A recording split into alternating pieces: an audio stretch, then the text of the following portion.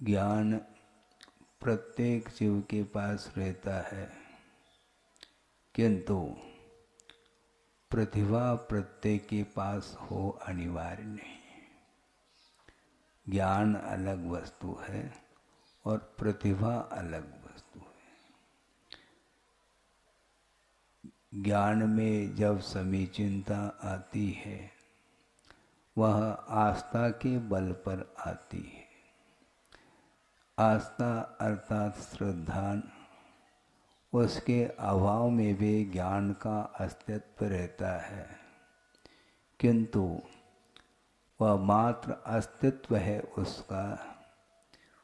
उसके भीतर जो शक्ति है, ज्ञान के भीतर जो शक्ति है, उसको उद्घाटित करने की क्षमता आस्था में है। इसलिए गुरुदेव ने एक बार बहुत अच्छी बात कही है कि ज्ञान चिल्लाता है और आस्था झेलती है। हाँ, आस्था जो है ना झेलती है, ज्ञान आस्था के बिना मात्र चिल्लाता रहता है, उसका वह स्वभाव है। और इस ज्ञान में यदि गंभीरता आती है तो आस्था के माध्यम से ही आती है, क्योंकि समीचीनता में कारण आस्था है। इसलिए आप लोगों को बहुत धैर्य के साथ उस ज्ञान की जो शक्ति है उसको उद्घाटित करने के लिए ही आप लोग सब कटिबद्ध हैं। इसलिए आप लोगों ने यहाँ पर प्रातः वेला में आकर के भी लगभग 1 घंटा यहाँ पर ज्ञान की आराधना की है, और पुनः ज्ञान की आराधना भक्ति के साथ करने के लिए आप लोग उपस्थित हैं। गुरुदेव के प्रति भक्ति आप लोगों ने की है, इसी प्रकार की भक्ति हमें भी करना है और आप लोगों को भी करना है, क्योंकि अकेली एक भक्ति में सामर्थ्य है। क्या सामर्थ्य है? एकापि समर्थेयम जन भक्तिर दुर्गतिम निवारयितुम पुण्यानि च पूरयितुम दातुम मुक्ति श्रेयम कृतिन। ऐसी एक पंक्ति मिलती है, श्लोक पढ़ने को मिलता है भक्ति पाठ में। ये एकापि समर्था इयम भक्ति, यह एक ही भक्ति जिनेंद्र भगवान के प्रति की गई भक्ति, अकेली भक्ति में यह सामर्थ्य है। क्या सामर्थ्य है? दुर्गतिम निवारयितुम, दुर्गति से बचाने में सामर्थ्य अकेली एक प्रभु की अथवा गुरु की भक्ति में है। इसलिए निरंतर आपका उपयोग प्रभु भक्ति अथवा गुरु भक्ति में उपयोग आपका लग जाए, फिर वह ज्ञान के भीतर जो प्रतिभा है वह निश्चित रूप से उद्घाटित होगी। ये निश्चित बात है कि वस्तुतः आहार दान तो दिया जाता है, किंतु अभय दान देने की बड़ी आवश्यकता है, क्योंकि छोटी छोटी बालिकाएं कभी कभी उदास होकर के बैठ सकती है, क्योंकि वह शक्ति उसके भीतर होते हुए भी उसको उद्घाटित करने की जो क्षमता है वह धीरे धीरे धीरे उसी में से प्रस्फुटित होगी। पक्की बात है कि सूर्य बहुत दूर है, किंतु सूर्य धरती पर आ रहा है क्या? नहीं आ रहा है, किंतु उसकी किरणें आ रही है। इसलिए गुरु दूर भी पहुंच गए हों तो हमें विकल्प नहीं, कोई चिंता नहीं, क्योंकि धरती पर सारी की सारी किरणें पहुंच रही हैं और हम और आप सभी उसी सूर्य की किरणें हैं, ध्यान रखो। और वो सूर्य की किरणों में जो आभा रहती है, उन किरणों में कोई कम बेशी आभा नहीं रहती, ये ध्यान रखो। इसलिए चाहे वो चौथी कक्षा की बालिका हो, चाहे वह छठी सातवीं कक्षा की हो, चाहे 12वीं कक्षा की हो, सबके पास वह ज्ञान की किरण विद्यमान है। क्योंकि सूर्य किरणों से पृथक है क्या? सूर्य मंडल है तो आभा भी मंडल है। किरणें, किरणों का जो समूह है वही तो आभा है। इसलिए कभी भी संकीर्णता नहीं होनी चाहिए। छोटा और बड़ा कोई भी जीव नहीं, जीव मात्र वह द्रव्य है। चैतन्यता जिसमें पाई जाती है उसका नाम जीव कहा है। और उसके भीतर से वह शक्ति धीरे धीरे वह विकसित होती चली जाती है। और गुरुदेव ने एक बार स्वाध्याय के दौरान ये भी कहा था कि शक्ति काम नहीं करती। सुन रहे हैं आप? हाँ, सब लोग सुने। शक्ति काम नहीं करती, शक्ति को काम में लिया जाता है। हाँ, सबके पास शक्ति है, शक्ति को काम में लेने का हमें पुरुषार्थ है। एक बलवान व्यक्ति है किंतु वह शक्ति का वह प्रयोग नहीं कर रहा है, तो शक्ति कहीं बाहर से आती है क्या? बाहर से नहीं आती, वह अपनी निजी शक्ति है। ज्ञान अपने आप को भी प्रकाशित करता है और पर वस्तु को भी प्रकाशित करने की क्षमता उसके अंदर है। इसलिए ज्ञान को स्वपर प्रकाशी कहा है। अपने आप को भी प्रकाशित कर सकते हैं आप, और दूसरे को भी। जिसे प्रकाश नहीं मिल रहा है उसको भी प्रकाशित किया जाता है और अपने आप को भी प्रकाशित किया जाता है। इसलिए प्रत्येक जीव के भीतर वह अनंत शक्ति विद्यमान है। उसको उद्घाटित करने के लिए प्रभु के और गुरु के चरणों में शांत चित्त होकर के बैठ करके प्रभु की आराधना करते हैं, उनकी भक्ति करते हैं, उनकी स्तुति वंदना आदि करते हैं, तो निश्चित रूप से ज़्यादा मेहनत करने की कोई आवश्यकता नहीं है। लेकिन मेहनत करना छोड़ दो ऐसा नहीं कह रहा हूँ, क्योंकि हकीकत है, यथार्थता यह है कि प्रत्येक व्यक्ति के भीतर वही आत्म तत्व है। उसमें छोटे बड़े की परिकल्पना करना एकमात्र अज्ञान का परिणाम है। कोई बड़ा नहीं और कोई छोटा नहीं। स्वरूप की दृष्टि से कोई न बड़ा है न छोटा है। ये बहुत अच्छा विषय आपके सामने रख रहा हूँ कि आनंद जो आता है वह किसके द्वारा आता है? आनंद ज्ञान के द्वारा नहीं।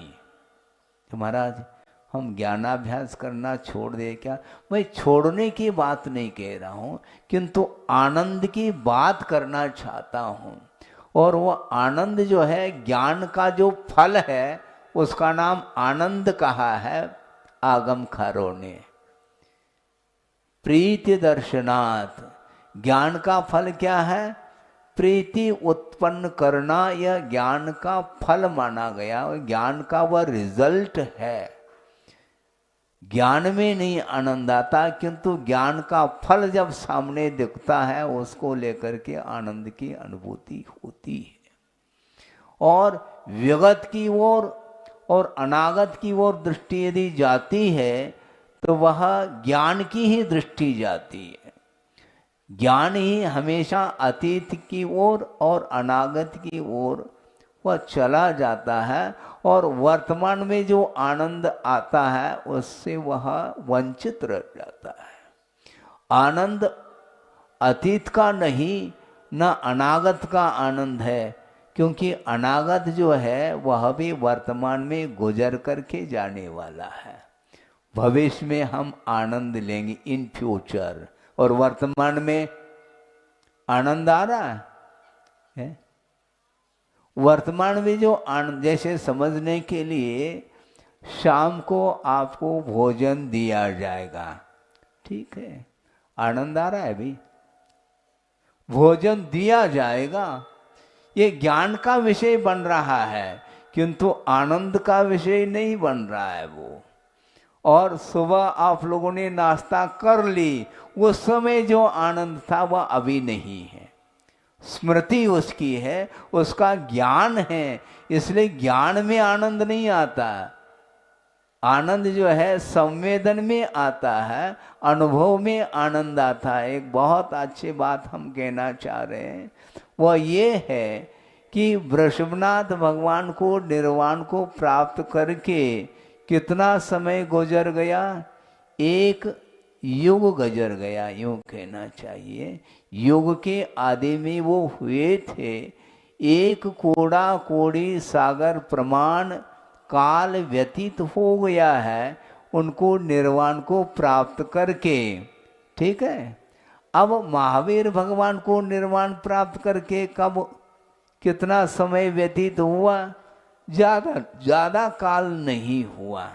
तो ऐसा तो नहीं है कि महावीर भगवान को जो आनंद आ रहा है उससे कई गुना आनंद वृषभनाथ को आ रहा होगा, ऐसा नहीं, भूल जाओ। क्योंकि आनंद जो आता है वह वर्तमान में आता है। भोजन किसी ने कर लिया और कोई करने वाला है, दोनों को आनंद नहीं, जो कर रहा है उसको आनंद है। जो भोजन कर रहा है एट प्रेजेंट उसको आनंद आता है, इसका नाम ज्ञान का फल है। ये इसको बोलते हैं फल। अतीत का संवेदन नहीं, न अनागत का संवेदन, और पर का संवेदन नहीं, स्व का संवेदन होता है। कोई भी छात्र हो उसको आनंद जो आएगा वह स्व का आएगा, भले ही वो कम भी नंबर लेकर के आए, इसमें हमें कोई भी विकल्प नहीं, क्योंकि आज नहीं कल उसके अंदर भी वही विराटता है।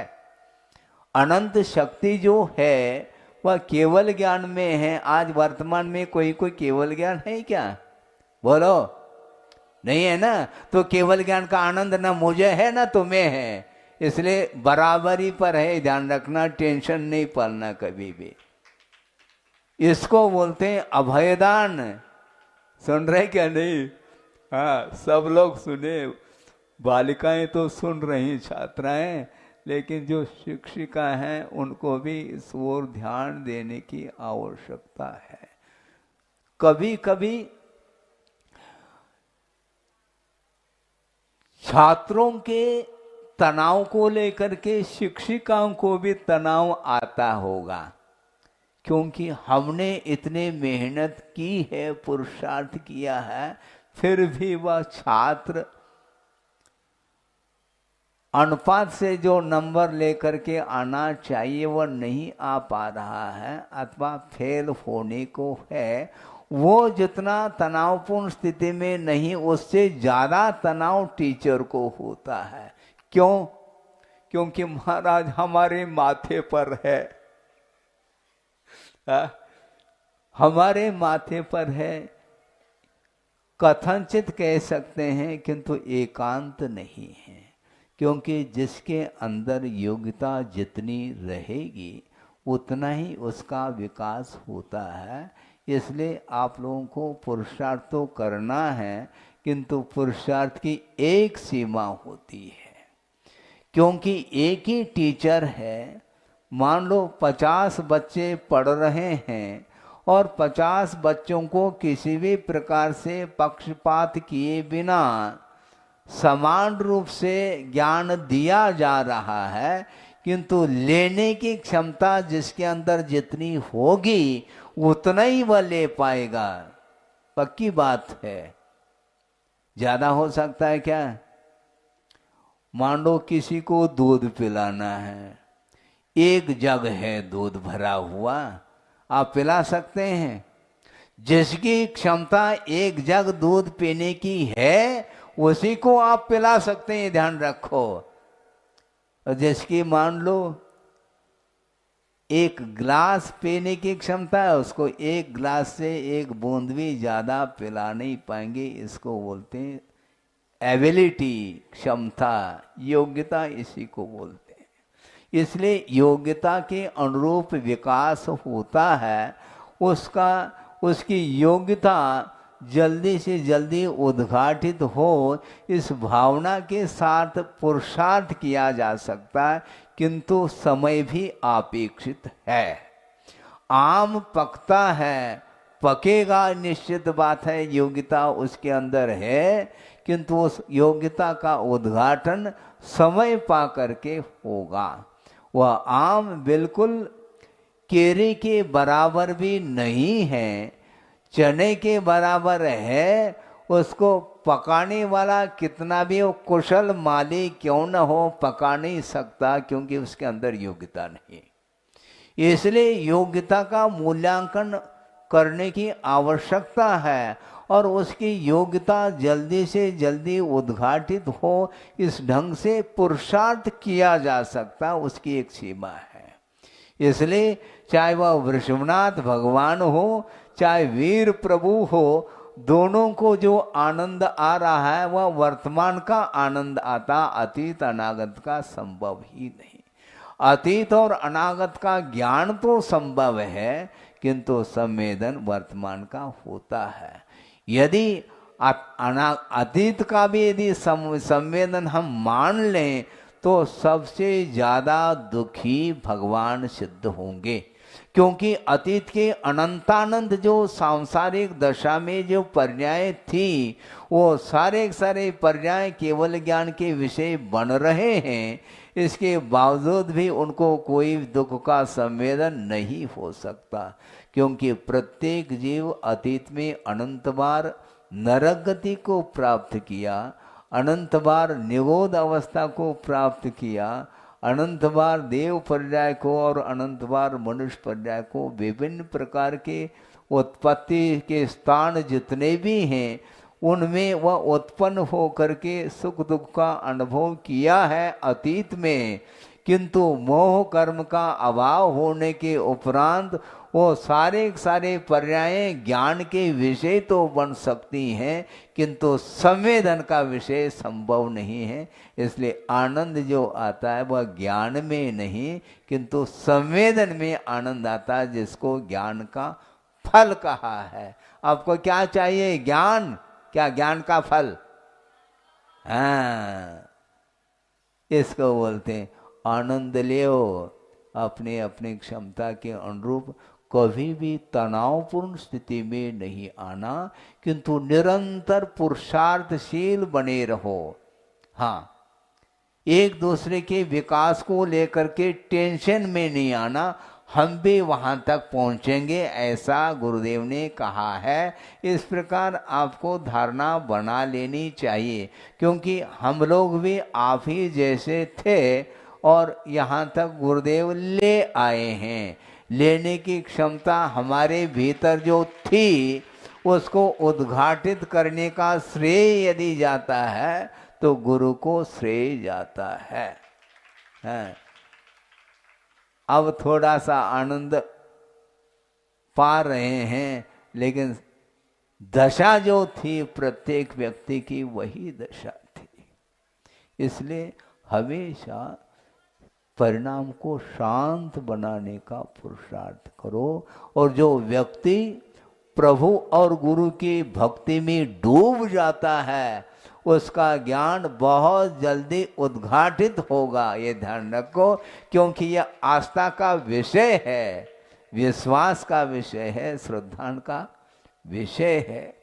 सुबह चर्चा चल रही थी, छोटी छोटी बालिकाएं अपने ढंग से साहित्यिक शब्द शैली में अच्छे अच्छे साहित्यिक शब्दों का चयन करके बोल रही थी। हम तुलना कर रहे थे अपने आप को, हम भी बोलते हैं लेकिन साहित्यिक शब्द बहुत कम मात्रा में निकल पाते हैं, किंतु शब्द तो निकलते हैं, किंतु शब्दों का निकलना अलग और साहित्य के माध्यम से दूसरा आनंद का अनुभव लेता है। साहित्य के माध्यम से जो आनंद आता है वह अन्य शब्दों के माध्यम से नहीं आता।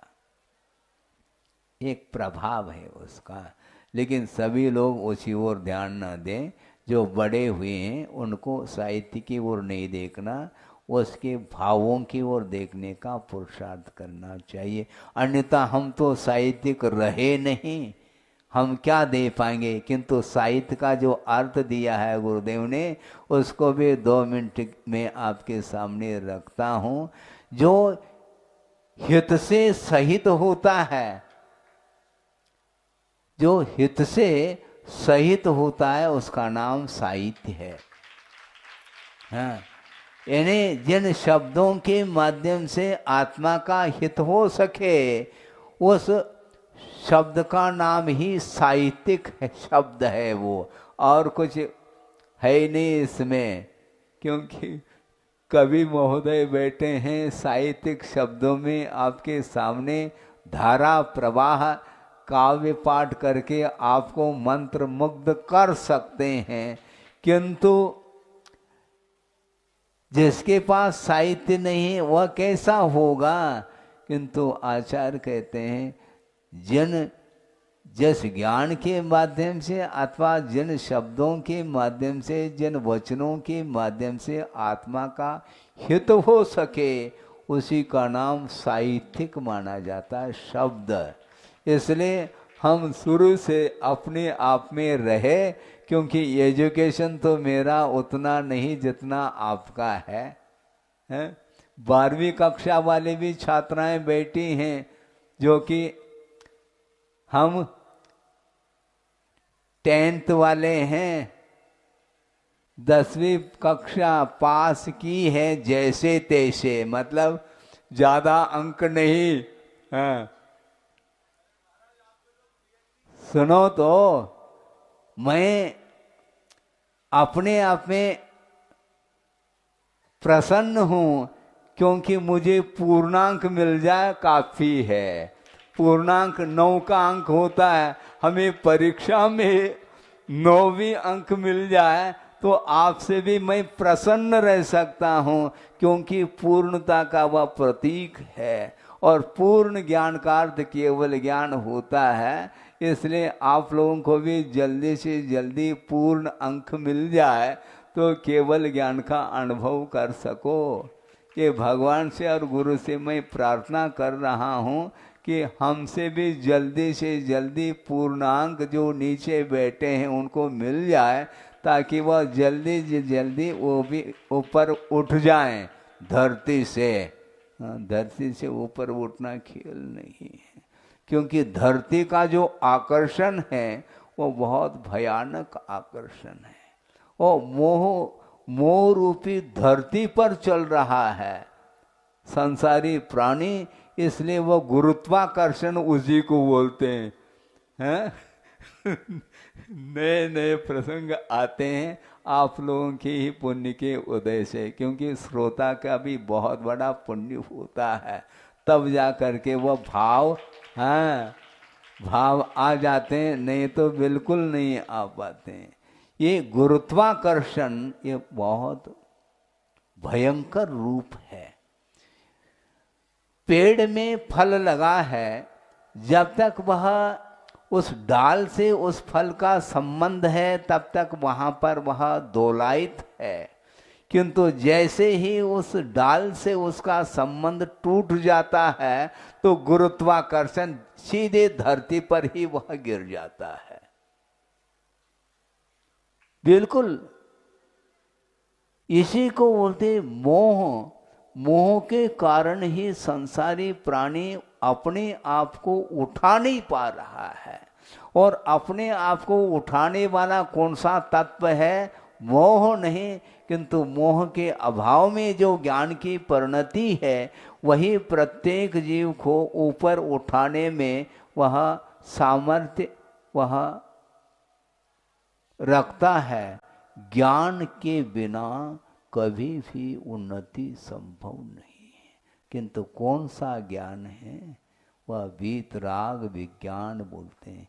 तीन भुवन में सार वीतराग विज्ञानता। समय पर पंक्ति आ जाए तो वह उस पंक्ति का महत्व भी है, अन्यथा ऊपर भी बैठे हुए महाराज होंगे, उनको भी छड़ाला का ज्ञान होगा, किंतु समय पर वह आना चाहिए। तीन भुवन में सार कहा है। तीन भुवन में सार होने के उपरांत भी अभी भी किसी को भोपाल याद आ सकता है, किसी को सतना है, किंतु तीन भुवन कह रहे हैं। तीन लोक में यदि कोई सारभूत वस्तु है तो वह ज्ञान हो करके वह वीतराग विज्ञानता कहा। जब तक ज्ञान में वीतरागता नहीं आएगी, जब तक वह ज्ञान रागान्वित रहेगा, तब तक वह मोह से प्रभावित होता है। इसलिए वह धरती को छोड़ नहीं पाता और धरती से 4 अंगुल ऊपर उठे हुए रहते हैं। कौन? प्रभु। हाँ, आप स्वर्ण का सिंहासन रखो अथवा रतन का रखो, किंतु उसके ऊपर भी वह 4 अंगुल ऊपर उठे हुए पाए जाते हैं। ऐसा क्यों? क्योंकि मोह रूपी धरती से वो ऊपर उठ चुके हैं। हाँ, मोह का अभाव हुए बिना ज्ञान प्रकट नहीं हो सकता। इसलिए ज्यादा ज्ञान ज्ञान ज्ञान ज्ञान मत कहो, क्योंकि ज्ञान चिल्लाता है आपत्ति आने पर। ऐसा ही कुछ है ना। हाँ, ज्ञान चिल्लाता है। जब विपत्ति आपत्ति आती है तो ज्ञान चिल्लाता है। उस समय धैर्य दिलाने वाली आस्था होती है, वही झेलती है उसको। आत्मा को झेलती है, हैं? आत्मा झूलता है अपने मोह के कारण, किंतु उसको झेलती रहती है वह आस्था। इसलिए आपको क्या पसंद है? ज्ञान पसंद है क्या आस्था? हाँ, क्योंकि आस्था में ही आनंद आने वाला है। उसके बिना कोई रास्ता प्रशस्त नहीं हो सकता। इसलिए आस्था से हमारा वास्ता है, क्योंकि ज्ञान में आनंद यदि आता है तो बिना आस्था के संभव नहीं। इसलिए प्रत्येक छात्रों को भी ये धारणा बना लेनी चाहिए, कोई भी व्यक्ति छोटा बड़ा नहीं। व्यवहार की दृष्टि से छोटा और बड़ा सामने आता है, और बड़ों के प्रति छोटे का कर्तव्य बनता है कि विनय करना, और बड़ों का कर्तव्य बनता है छोटे के प्रति वात्सल्य रखना और अभयदान देना। ये बहुत महत्वपूर्ण बिंदु हैं आप लोगों के लिए। जब कभी भी छात्राओं में मान लो आकुल व्याकुल परिणाम होते हैं, उस समय आप लोगों को संभालना चाहिए। यह भी एक प्रकार से पीरियड है, उसमें एक पीरियड है, एक पीरियड इसके लिए भी देना चाहिए, अभयदान का एक पीरियड। हाँ, बिल्कुल पक्की बात है।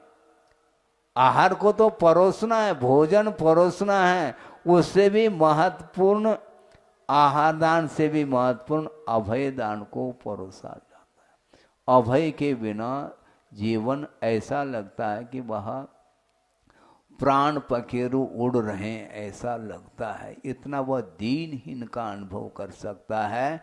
इसलिए दीनहीन नहीं होना चाहिए, और प्रभु की भक्ति और गुरु की भक्ति के माध्यम से आपकी वह आस्था बिल्कुल बलवती हो, और वह आस्था यदि बलवती होगी तो ज्ञान में भी प्रौढ़ता आएगी, और जो प्रौढ़ ज्ञान है फिर चिल्लाना बंद कर देगा।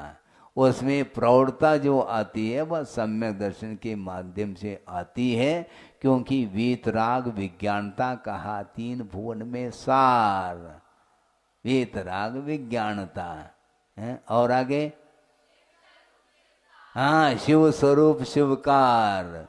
हाँ, हमें याद नहीं था इसलिए हमने पूछा इसमें क्या दिक्कत है। इससे हमें कोई दिक्कत नहीं आती, बताने वाले तो काफी है ना, हमें क्या दिक्कत है। बताने वाले कोई नहीं हो तो झुंझलाहट हो सकती है, चाहे छोटे हो चाहे बड़े हो, उनके माध्यम से सुनने को मिलना चाहिए। हम आराम से सुन करके आपकी बात को भी आपके सामने हम रख देते हैं। त्वदीयम वस्तु तोभ्यम समर्पितम मया। हाँ, तुमने जो वस्तु दी उसको तुम्हारे लिए हम समर्पित करते हैं। इसलिए कोई भी बात नहीं आती है, हम दूसरे को पूछ लेते हैं आगे का बताओ, वह उत्साह के साथ बताता है तो हमें ज्ञान हो जाता है। ज्ञान जाता कहाँ है वो, क्योंकि शब्दों के माध्यम से ज्ञान उद्घाटित होता है, किंतु ज्ञान तो अपने भीतर ही रहता है।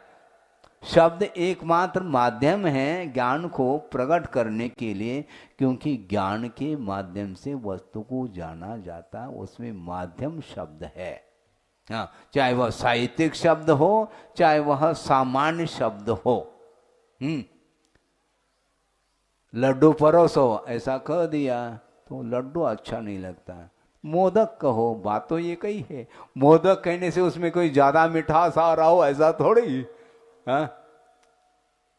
मोदकम देहि ऐसा बोल दिया, बहुत साहित्य कहा हमें लड्डू परोस दो, ये कहा है बात ये कहीं, चाहे वह गंवार हो चाहे वह साहित्यिक कोई व्यक्ति हो, क्योंकि मिठास तो दोनों को आ रहा है। इसलिए शब्दों में मिठास नहीं है, वस्तु में मिठास है, ज्ञान में मिठास है। इसलिए ज्ञान को प्रकट करने के लिए ये बहुत अच्छा आप लोगों का उत्साह, हमें उस उत्साह को देख करके प्रसन्नता है। और भविष्य में गुरुदेव ने जो परोसा है, मैं परोस नहीं रहा हूँ, ये ध्यान रखो, मैं किसी को परोस नहीं रहा हूँ, केवल जिन्होंने परोसा है उसको याद दिला रहा हूँ मैं। उन्होंने क्या परोसा है उसको ध्यान दिला रहा हूँ, केवल मैं रिपीट कर रहा हूँ, दोहरा रहा हूँ जो बता चुके हैं। क्योंकि उन्होंने कहा है ना, क्या कहा, दिया दे दिया, क्या है वो, गुरु ने मुझे प्रकट कर दिया, तो मैं थोड़ी प्रकट कर रहा हूँ, गुरु ने प्रकट कर दिया, दिया दे दिया आपके हाथ में। और एक दिए के माध्यम से प्रकाश पर्याप्त मिल जाता है, क्योंकि ज्ञान के माध्यम से पूरा विश्व ही प्रकाशित होता है। इसलिए मैं आपके लिए ज़्यादा प्रकाश देने के मूड में नहीं हूँ, क्योंकि प्रकाश जो वस्तु प्रकाशित है जिसके द्वारा, फिर उसको क्या प्रकाशित करना है ना। बिल्कुल बिल्कुल रत्न दीपक है, क्योंकि उसके दिया तले अंधेरा जो है ना, वह रत्न दीपक के साथ घटित नहीं होता। रत्न का जो दीपक है उसका तल भी प्रकाशित है, और आमूल चूल सब इर्द गिर्द सब परिसर प्रकाशित हो जाता है, बल्कि वह पूरा पूरा तीन लोक ही उससे प्रकाशित होता है। इसलिए गुरुदेव ने जो प्रकाश दिया है, उस प्रकाश में हम भी अपने आत्म तत्व को देख रहे हैं, और आप लोगों को भी अपने आत्म तत्व को देखने का पुरुषार्थ करना है। आप भी पुरुषार्थशील बने रहें और मैं भी पुरुषार्थशील बना रहूं, इस प्रकार मैं गुरुदेव से प्रार्थना करता हूँ। अहिंसा परमो धर्म की जय। बोधि समाधि परिणाम शुद्धि स्वात्मोपलब्धि शिव सौख्य सिद्धि चिंतामणिम चिंतित वस्तुदाने त्वां वंदमानस्य ममास्तु देवी। परम पूजाचार्य गुरुवर श्री विद्यासागर जी मुनि महाराज की जय।